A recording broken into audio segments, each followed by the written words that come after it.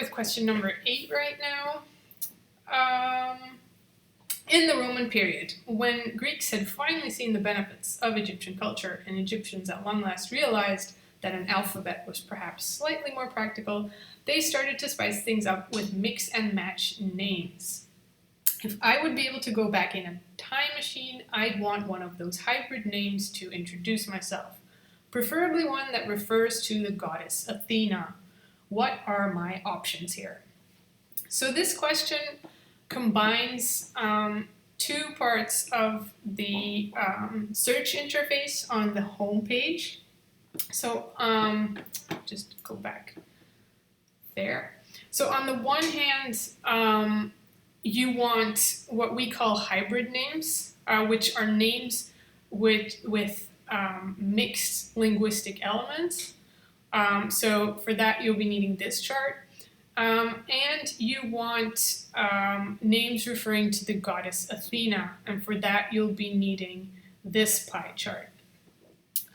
Now, so the thing is that when we label hybrid names, we try to label what type of hybrid name we're dealing with. So we don't just call them hybrid, but we try to say, we try to mention the different types of linguistic elements in those names. Now, in the pie chart, it's a bit difficult to see, so we're going to switch to table view.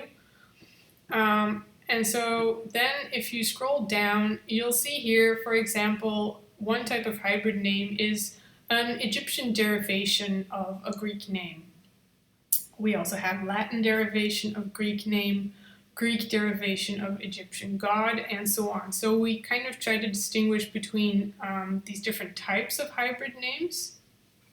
Now, since I want a hybrid name that refers to the goddess Athena, and Athena is a Greek goddess, I need to look for a hybrid name that's an Egyptian derivation of a Greek god. So first I need to filter on that. And then I need to filter for the goddess Athena because I don't want any kind of hybrid name that refers to a Greek god. I want one that refers to Athena.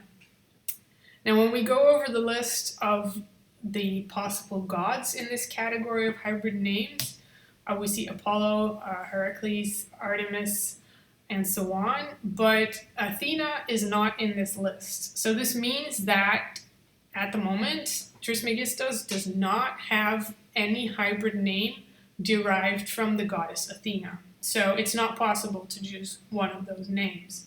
So if I want to use a hybrid name that refers to a Greek god, I'm going to have to choose another one. And so here below in the table, you have all the options in this case.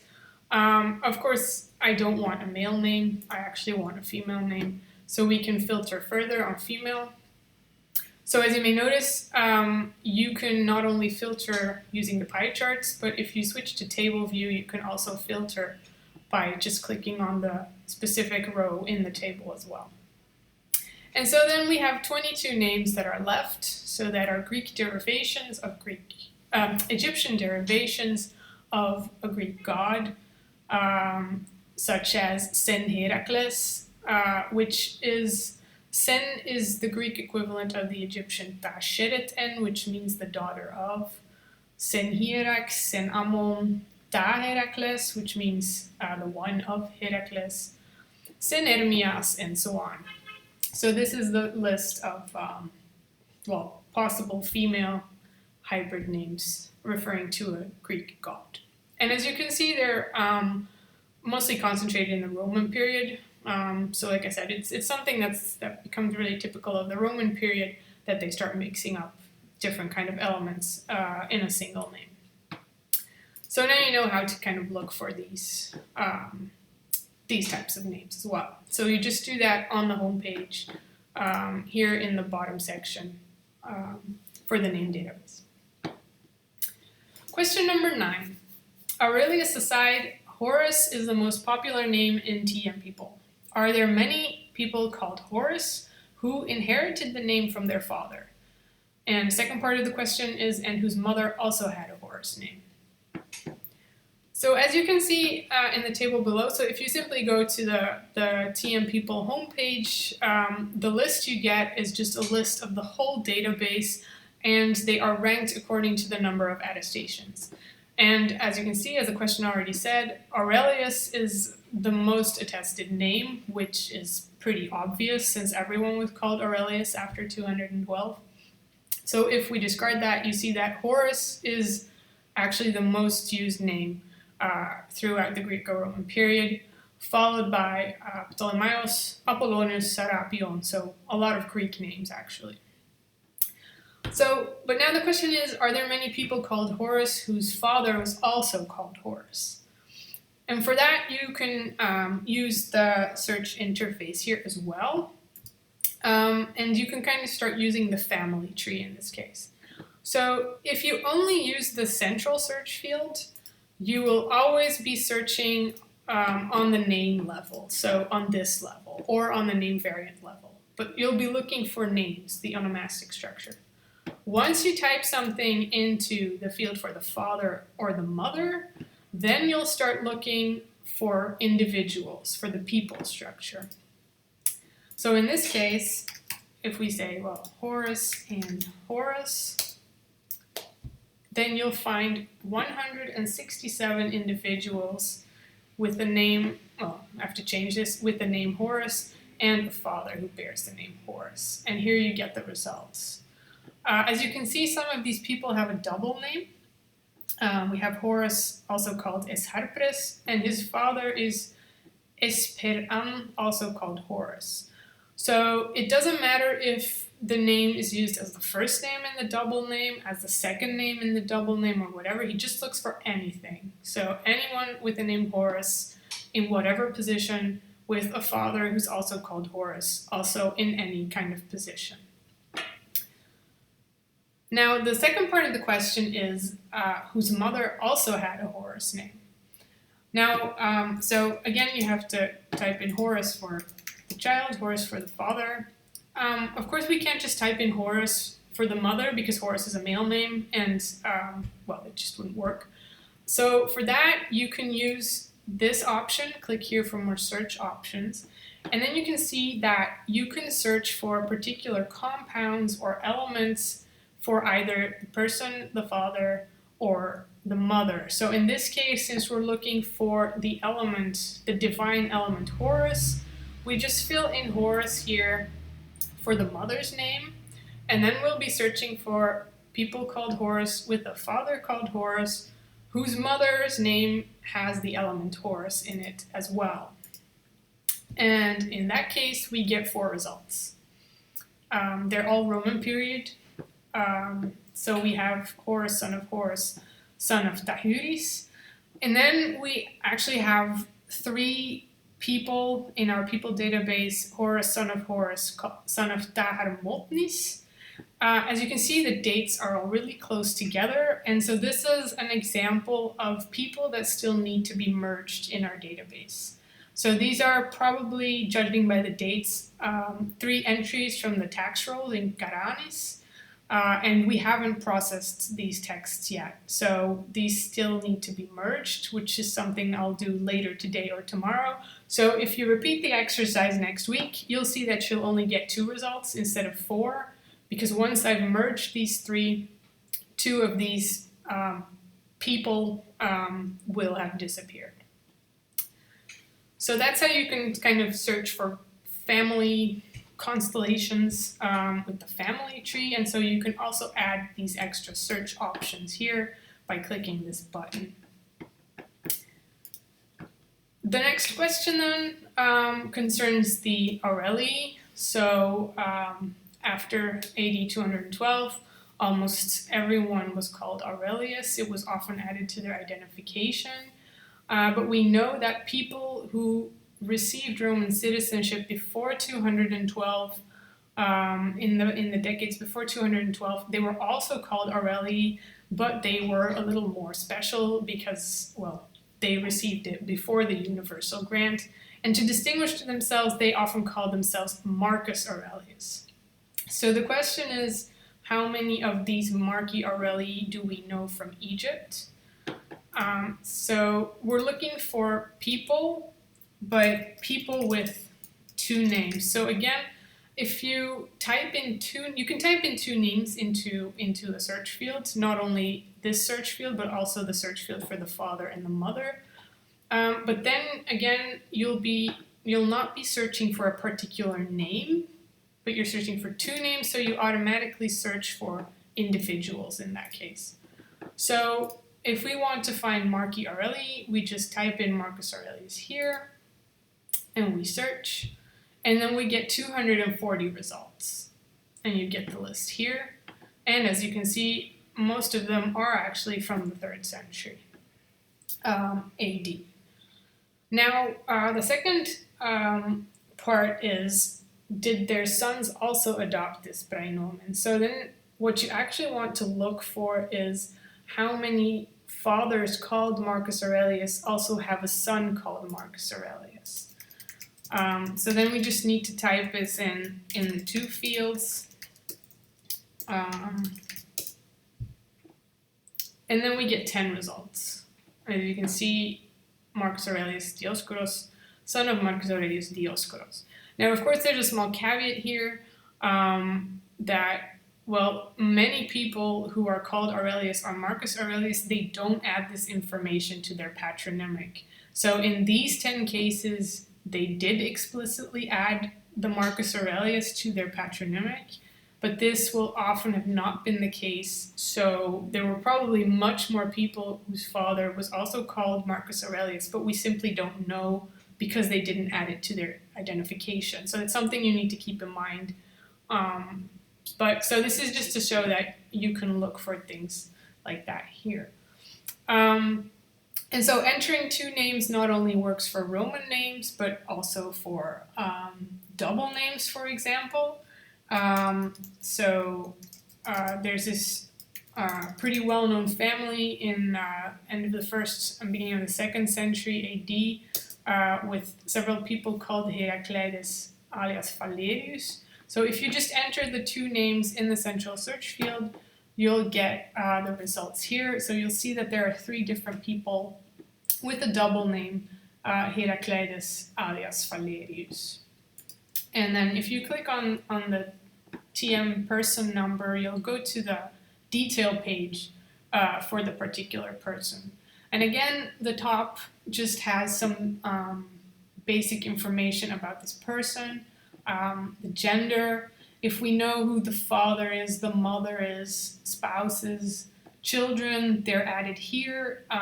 There are links behind all these names, so if you click on one of the children, you'll be brought to the detail page for that particular person. Let's go back. So we have information about the date here. These dates are drawn from the texts, so we just take the earliest dated text and the latest dated text, and we concatenate that, and that's the dates between which the person is attested.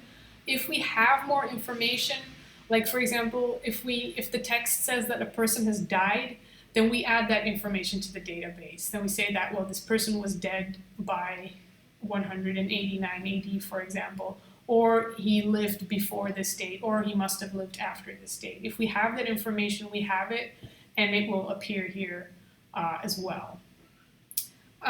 Sometimes we add some bibliography here as well, especially like for this family, there are 3 people called Heraclides Valerius, so we tried to add like some numerals with references to publications.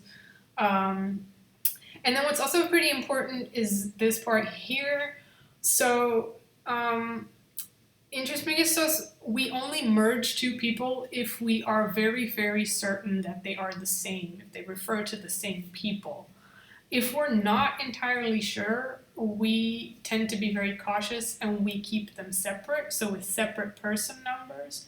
But we do add this information to the record that this Heraclides Valerius might be the same person as the one with this person identifier. And he might be the same as the person with this identifier. And again, if you click on them, you'll be brought to that detail page In this case, it's obviously a mistake because the father here is Protogenes, while the father of this one is Heracleides. So either someone made a typo here or it has to be deleted.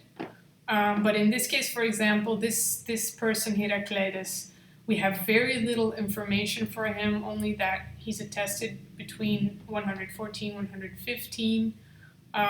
He's mentioned in texts that belong to the family archive, but since so many people are called Heracleides in this archive, we don't really know if it's actually this Heracleides Phaleres or someone else. So that's why we keep it separate, but we do cross-reference to those other persons. And then again, you have some information here about the type of texts this person is attested in. So we have 57 attestations for him in documentary texts. All of these are Greek papyri. And we see that in most of the cases, he appears as a person in his own right, while in 12 attestations, his name appears as a patronymic, and in 2 attestations, he's mentioned as someone's grandfather. So someone adds his name to his identification as a grandfather. So we make these distinctions here as well. And then here below, you simply have the list of all attestations. And here you can also see that while he uses both names a lot, sometimes he just switches to one of the 2 names. So in this case, he only uses his name Valerios. In this case, he only uses his name Heracleides. So this information is also recorded here. And then again, if you click on the attestation number, you're brought to the attestation page. So you go to this level again, so to the particular attestation, and then you'll see how the name is written in the text, and you get all kinds of information about the text itself. He's mentioned in, here's also some information about his names, and again, the family information, stuff like that. Yeah, so that's a bit how the people detail page works. So if we go back to our exercises, so number 11, the Greek compound doros means gift of X, is also used in Egypt. The Egyptians had a similar expression. So for male names, they used badi, and for female names, they used dadi, which means given by. Are there families where these elements were passed down in the female line? Since we're looking for components of names, not particular names, we need to use the more search options feature here.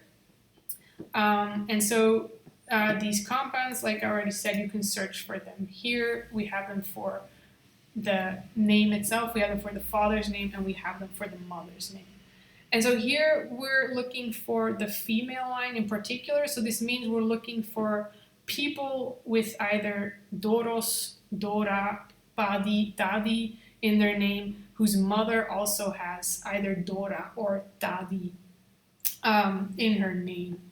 Now, we can't combine all these combinations into a single search, so we are going to have to search for each one of them individually.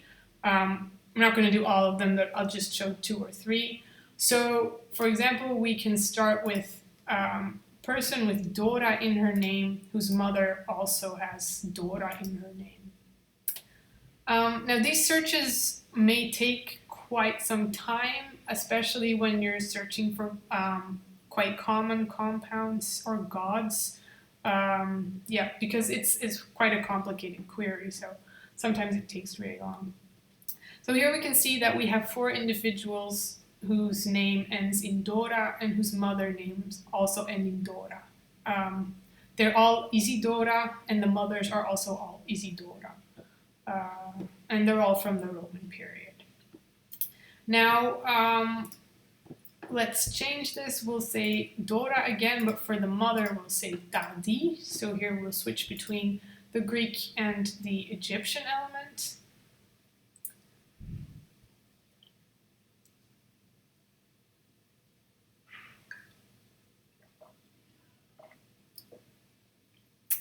And then we just have one example. So we have an Isidora Dazis, whose mother is called Demetrios. So that wasn't really very common. And then we'll just do one more. Person who's, the son has Badi in his name, and the mother has Dadi, for example. Badi is a really big category, so it's going to take a while before he generates all the results. So as you can read here, if you search for names with horos, for example, the search can take up to 1 minute sometimes. So we have 23 individuals where the son's name starts with Badi and the mother's name starts with Dadi. So this allows you to kind of look at variations in naming practices across different generations, and not just looking at homonymy in the strict sense, so where entire names are passed down, but just where like different name elements are passed down from one generation to the next. Let's see. No, I'm not going to do that one. Where's the home page? I still need to show you the person, the network on the person page, so I'm just going to go back to Isidora here, because I forgot to show you that before with Heraclides.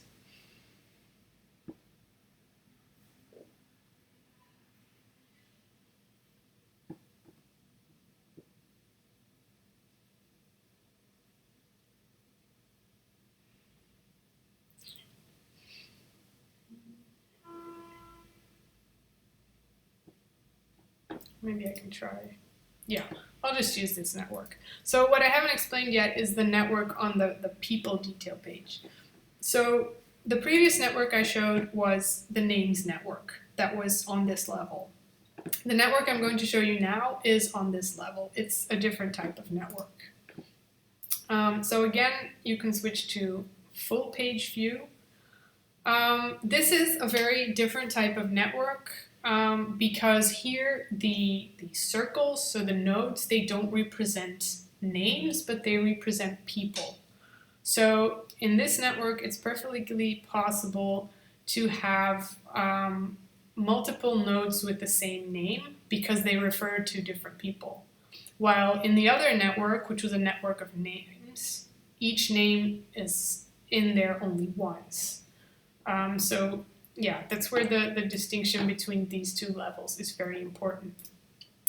And in this network, the person network, we've linked two people if they appear together in the same text. So this is what we call a co-occurrence network. So it kind of gives you an idea, well, not only how often a person is mentioned, but if a person is mentioned together with a lot of other people in a text. And this network is structured differently. So with the previous one, as I showed you, you had these concentric circles, and each circle kind of represented a different generation. So the inner circle were parent nodes, the outer circle were child nodes. In this case, you don't have these genealogical layers because people are not linked on the basis of family relationships, but on the basis of texts in which they appear. So here we'll see more clustering, as we call it, so these kind of tighter groups of nodes, and they generally represent one text. Because all these people, they appear in the same text, so they're all linked to each other. And then sometimes you have these nodes like Heraclides Valerius here, who's kind of pulled out of these clusters and who's more centered in the middle. And these are people who appear, as you can see here in the case of Heraclides, well, I hope you can see it because the lines are pretty fake, but he has a lot of connections to a lot of other people. Because he appears in so many different texts, he kind of serves as a middleman between all these different texts. So, for example, in this cluster, if you click on similes, you'll see that he's only attested in one text in this case, and that's this one. If you hover over the TM number, you get some information about the text. While if you click on Herakleides Valerius, you'll see that he's mentioned in a lot of different texts, and he has links to a lot of different people in this network. So this is just to kind of give you an idea of, if people are widely mentioned, and it's not really a social network because it's not. Because if two people are mentioned in the same text, it doesn't necessarily mean that they interacted, but it does give you an idea of kind of the importance of a person and well, the possibility for interaction. So yeah, it's very different from the other network I showed you.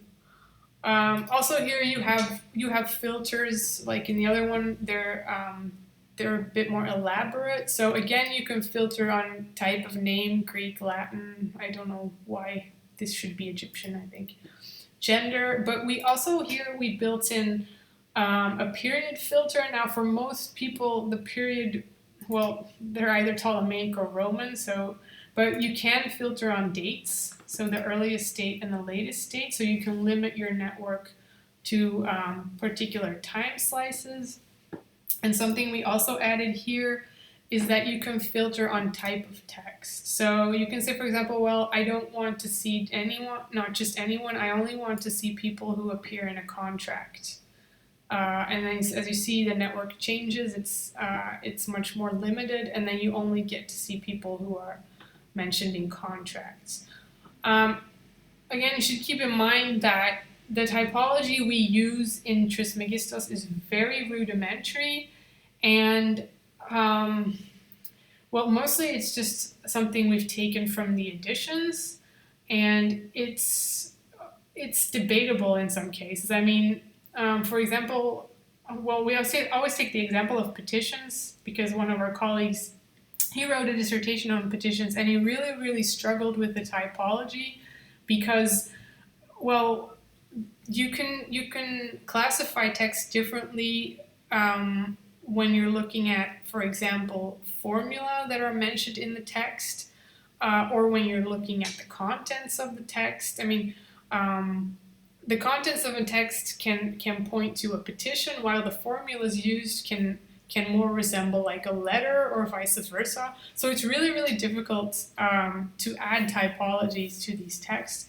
So we've tried, but this is definitely nothing very definitive, and people can interpret texts in different ways. So you should keep that in mind when using this text filter. And also, if you're looking for texts in the text search of Trismegistos, you can also search for types, but it's something you need to keep in mind that it's very difficult to categorize these things. But we've added it just in case, so you can, if you're interested only in particular types of text, at least you have kind of a rudimentary option to filter these networks. And here, in contrast to the other networks, the nodes are not colored according to the linguistic origins of the name, but the gender of the person, obviously, because we're working with people here, not with names. So yeah. That was just to show you, this is again one of the new features of the new website. Okay, question number 12 then. So we're sticking to the Padi names. Can you find Greek attestations of Padi names in bilingual texts? Now, I don't know if anyone noticed, but this is not really something you can find through the homepage. You can search for Padi names in the homepage, but you need to look for bilingual texts. And on the homepage there, since you're working on this level here or this level, you can't add any search options that refer to this level. And since you're looking for bilingual text, you're actually adding search criteria on the text level. So in order to solve a question like this, you need to go to the more detailed attestation search, which is available in the top menu here. So if you click on that, you get this search page. And for those of you who use other sections of Trismegistos, it will probably be rather familiar because we also use it for the text search and for the places search. So this bottom section here, all the search options you have here, they are exactly the same as the TM text search and the TM places search. So you can search for the publication sigla of a text, the editor of a text, the date when the text was edited, inventory number, the material, the language, provenance date, all these things, if it appears if it's part of an ancient archive, and so on. The top part is different, of course, since we're focusing on personal names here, not on places. So here you have some options that you can combine with textual search criteria. So in this case, again, we want to search for body names, for which you need to use this search field, so the compound search field. And, well, if you have a keyboard with which you can type Egyptian, you can just type it in yourself. But since, well, it's kind of a hassle sometimes, if you just click on the information button here, you get these overviews, and you simply need to click on the compound here, and it's filled in the search field automatically. So, like we said, we want body names, but we want these body names in bilingual texts. So that means that here in the textual search, we need to add an extra search criterion for bilingual. Again, if you click on the info button, you get some extra help here. So you can specify particular languages, and here you get an overview of all possible languages and language combinations that we use in TM texts. But since we're not looking for particular languages, we just want all bilingual texts. As it says here, you can just type in bilingual, and then it knows, the algorithm knows he has to look for bilingual texts. So we add bilingual. But we don't just want these attestations in bilingual texts, we want the attestations to be in Greek. And so for that, we need to specify the language of the attestation itself, because we don't want to have examples of badi names written in Egyptian in bilingual text, for example. So here we have to specify Greek. And so then if we search for this, you'll see that this is familiar as well. So it's similar to the central search result page. So here you get your search criteria again. So you said that you wanted to find Greek attestations of names with the badi component in bilingual texts, and we get 449 results for this. And again, here you can, if you click on the ref ID, you're brought to the particular attestation. So you'll see that the name is in Greek, but the text itself is a demotic Greek text. So you can also here, if you click on the text ID, you're brought to the page for this particular text. Same here. Yeah. So that's how you can combine textual search criteria with criteria for names.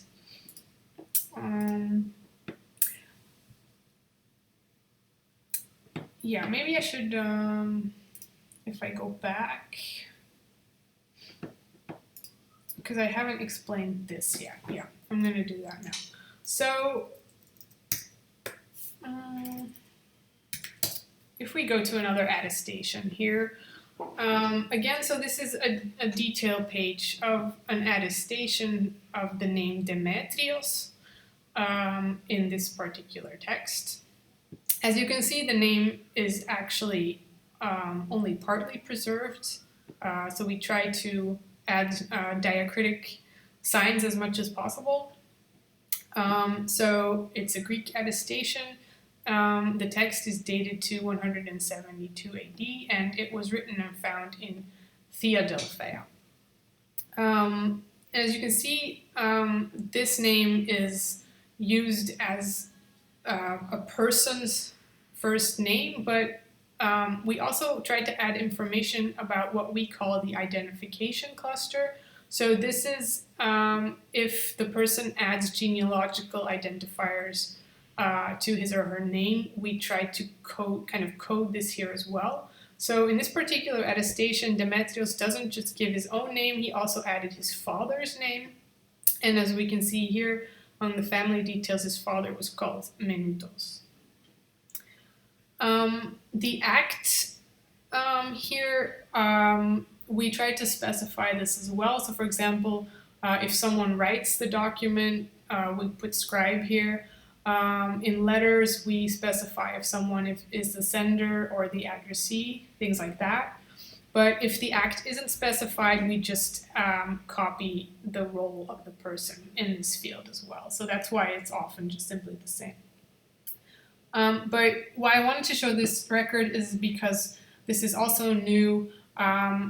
We've had this in the background for quite some time, but it's the first time we've shown it online, is that if a person adds a designation of origin to his or her identification, we show it here as well.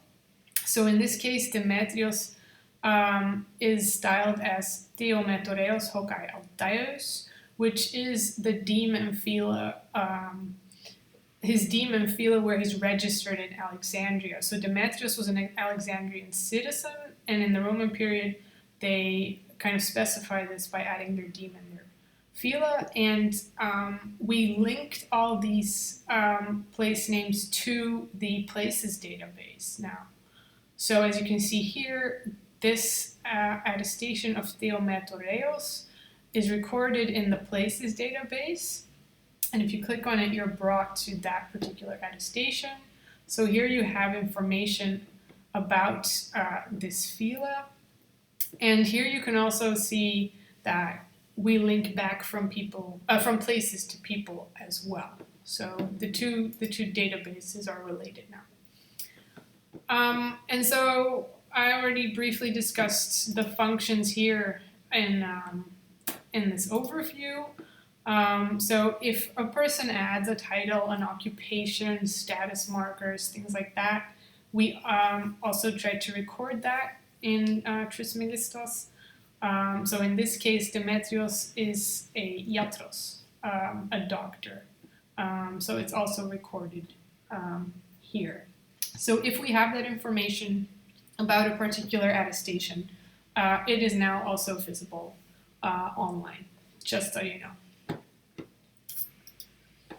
Okay, so the last two questions. So we're going back to double names.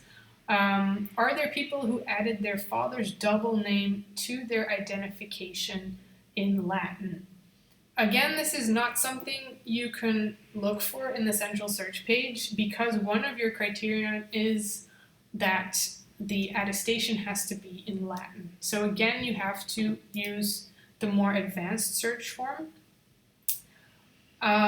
So you're looking for people who add their father's name, or actually you're looking for fathers, patronymics with a double name.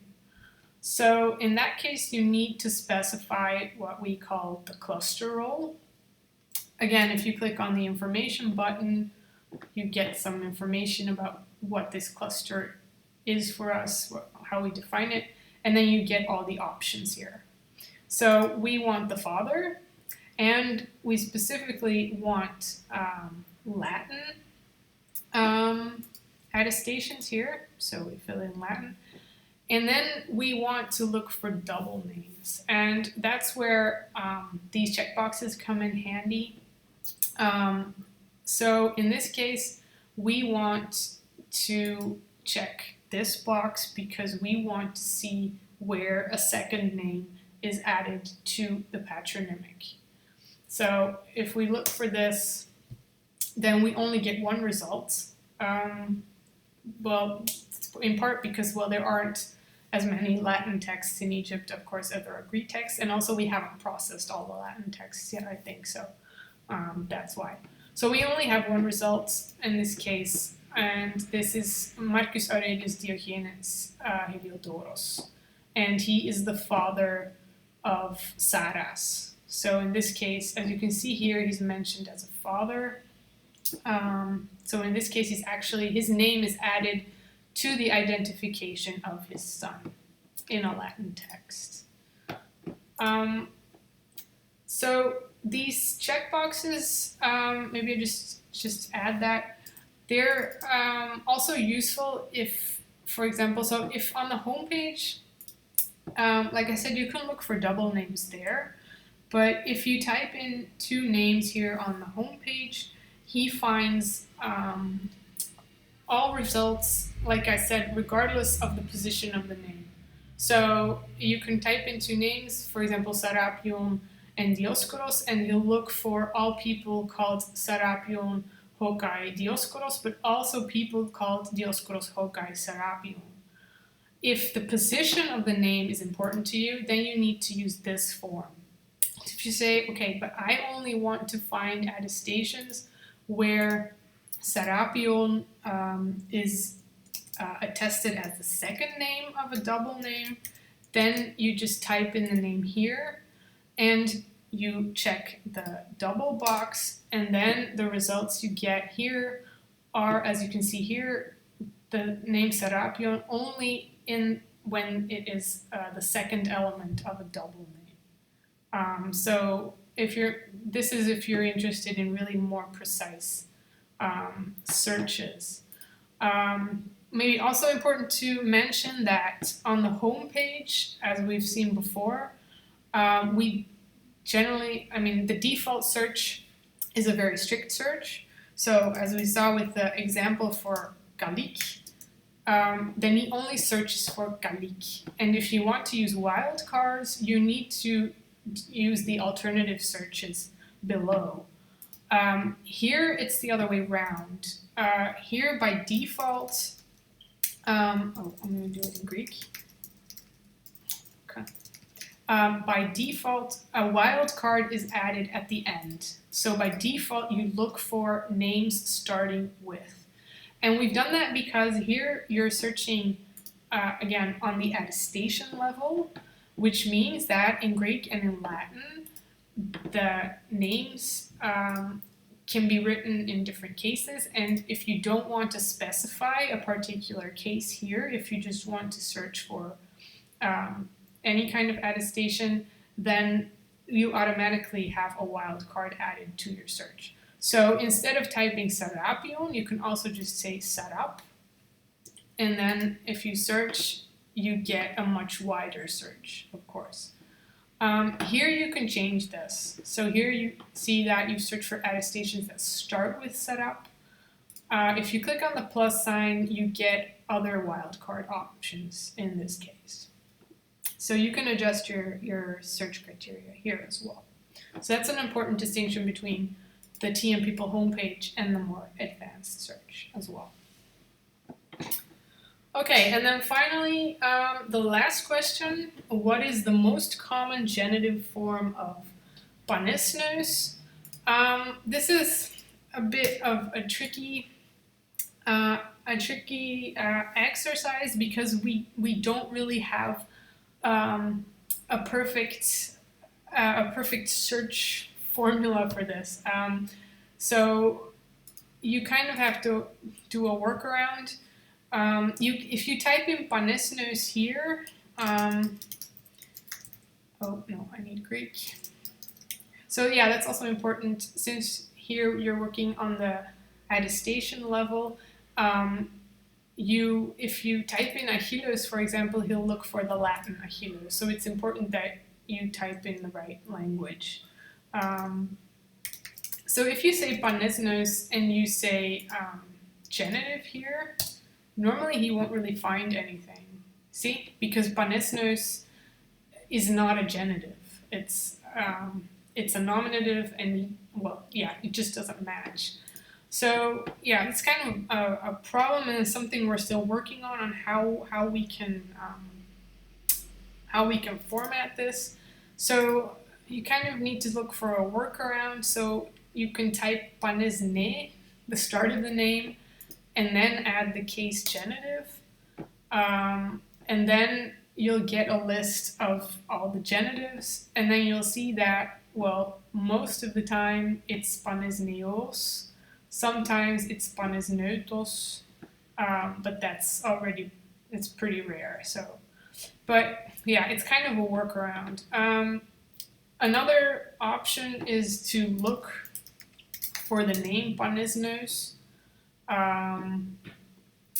Here, then go to the Greek name variant bonusnos, or search for the variant. Oh no, you can't filter on case here. No, so the only way to do this is through the advanced search, but it doesn't really work very well, and that's because, of course, when you're looking for a specific case, you're actually searching on this level. And like I said, this is actually something that we have in the back end, but haven't really worked out in the front end yet. So it's something I still need to work on to be able to facilitate searches like this. So there's still some things I need to do to make it more user-friendly and stuff like that. But so you can search for those things with the workaround. Another thing that also doesn't work yet, and I'm not sure it will ever work, is using Boolean operators, for example. So or not, because those are really heavy queries, and it just takes too much server time, and then everything kind of just freezes. So unfortunately, we haven't been able to build that in. So for example, what I was thinking is, like, if you want to see all people called Aurelius but that are not called Marcus Aurelius. So at the moment, you can't do that in a single search. If you want to do that, you have to simply, well, you'd have to search for all people called Aurelius, which are 8,589. Then you search for Marcus Aurelius. There are 240, and then you have to subtract this number from the first number if you want to have this more detailed search. But at the moment, it's not possible to use not in your search queries, and I'm not sure if it will ever really become possible unless we have a much stronger server. So yeah, we've tried to incorporate as many possibilities as possible to make it as user-friendly and as flexible as possible, but unfortunately there are still limits to what is possible with this database. So yeah, that's kind of more or less what I wanted